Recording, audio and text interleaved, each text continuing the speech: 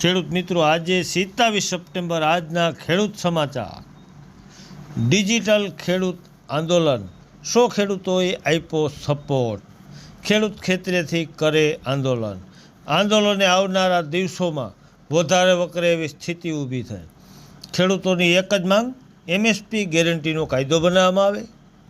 યાર્ડમાં અને ગામડે આવી મોંઘવારીમાં અમારી મગફળી, કપાસને અન્ય પાકની 1, 2 ને 3 કહી મગફળી 700થી 800માં અને સોના જેવો કપાસ 1000થી 1100માં લઈ લેવામાં આવે.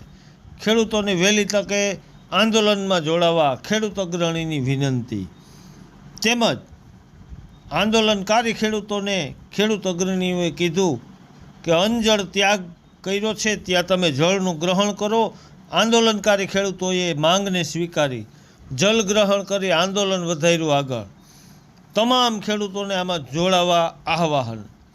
તેમજ ખાંડનું ઉત્પાદન નવી સિઝનમાં 340 લાખ ટન થવાનો અંદાજ.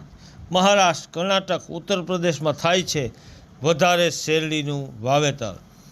પંજાબ પૂર બાદ નિકાસ નિયંત્રણ કરવા પ્રતિ ટનને 8 રૂપિયાની ટોકન ફી ખોટી રીતે વસૂલમાં આવવાનો નિર્ણય.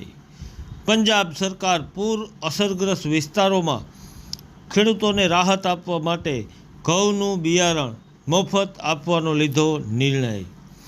કપાસની ટેકાની નોંધણીનો સમય 31 ઓક્ટોબર સુધી લંબાવાયો.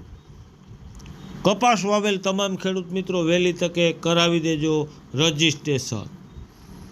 હળવદ યાર્ડમાં કપાસની 2456 મણની આવક અને ખાલી 1150થી 1050માં ખેડૂતોની 1, 2 ને 3 કહી અને સોના જેવા કપાસની થઈ ખરાદી.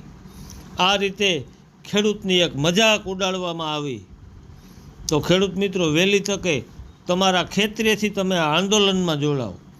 90 સેકન્ડનો વિડીયો બનાવી અને ગ્રુપમાં જોડાઈ જાઓ અને તમારી વાડીએથી તમે કરો આંદોલન.